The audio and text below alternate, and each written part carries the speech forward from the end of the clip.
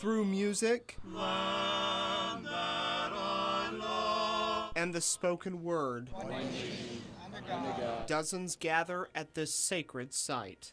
To honor the people that died and the towers got destroyed. Keep it alive and support the people who were in 9/11. Tonight's memorial service saw the largest crowd in the annual event's history. Many were here to meet Lieutenant Clarence Singleton. It's an honor and a pleasure to be here. 11 years ago today, the former New York firefighter was at the bottom of the North Tower when the World Trade Center collapsed. It's a feeling of sadness and a sense of loss, because I lost so many friends at the collapse of the towers. Tonight's event wasn't only to remember those hurt or killed on 9/11, but also to pay tribute to those who are currently in law enforcement or serving in the armed forces. We need to raise our children to respect people and what they do for our country.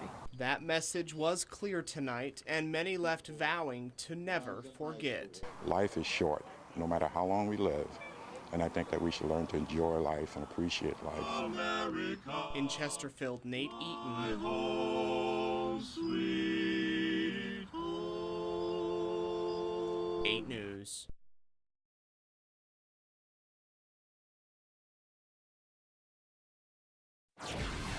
News at 5 starts now. Thank you for joining us. We begin with the latest on that breaking news in Virginia Beach, where a Navy F-18 jet has crashed into an apartment complex. You can see the wreckage here and smoke billowing from those buildings. A number, as you can see, have been damaged. Emergency crews are searching the wreckage now for possible unknown victims. We're told that 2 crew members were ejected from the jet. Let's take a closer look now at the area where this all happened. We have it marked off on this map. You see the smoke there? It's the Mayfair Mews Apartments on Bird Neck Road. 8 News reporter Nate Eaton is there live, close to the scene with the very latest for us. Nate, what do you have? We want to take you right now. I'm here with one of the men who kind of played a key role in all of the events today. We're outside the apartment complex. Patrick Kavanaugh, you're inside your apartment, correct? Correct. Describe what happened and what you did. I was sitting there and I heard 3 loud booms. Didn't sound like explosions. So I got up and went out to my sliding door back deck and looked down and saw a pilot laid on the ground. His sheet still hooked to the building. As soon as I saw him, I knew exactly what had happened. I didn't think it was that close.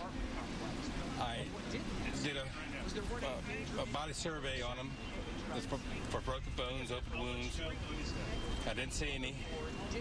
The poor boy was in shock. But he was talking to you. He was talking. He wasn't moving at all. He was just laying there on his shoulder, and went in to try to dial 911, but the cell phone, it didn't go through. Went back out. Our neighbors, my nephew next door, we had some neighbors to help pick the guy up. Once I found him, didn't feel like he had any broken bones. We moved him to the corner of the parking lot away from the flames. I didn't know how close the flames were. I heard secondary explosions. I didn't know if it was ammunition, fuel tanks, gas lines of the apartment complex. I didn't know where the jet had crashed. But you heard it, and you had a pilot lying, what, on your back deck? On the back deck.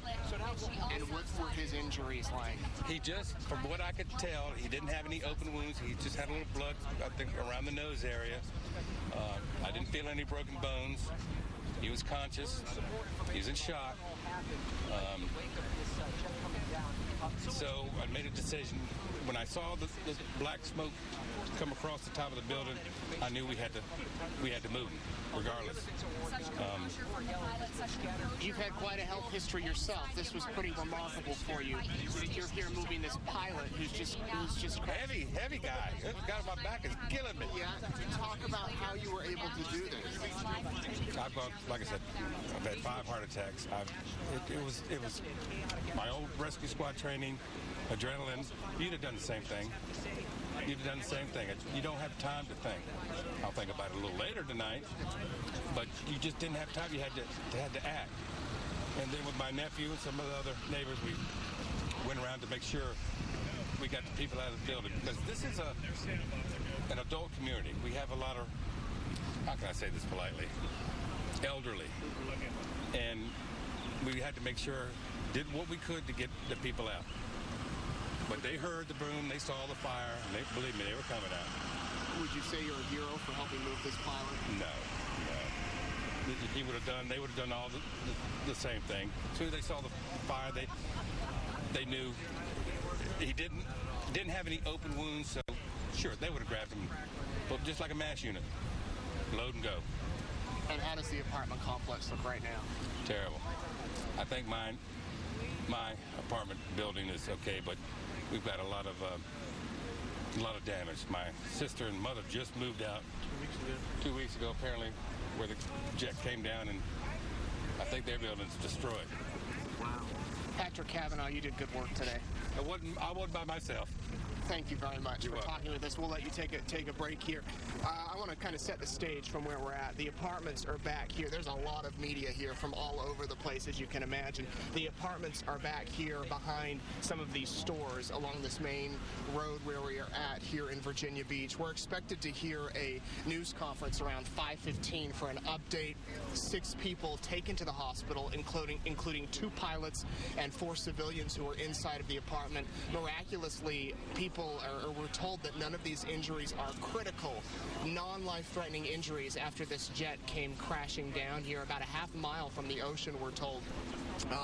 And Patrick Cavanaugh, the man we just spoke with right here, played a key role in helping one of these pilots. We're going to be here and continually bring you updates throughout the newscast. Again, a 5:15 update is expected. We will carry that live here on 8 News. For now, reporting live in Virginia Beach, I'm Nate Eaton. Back to you.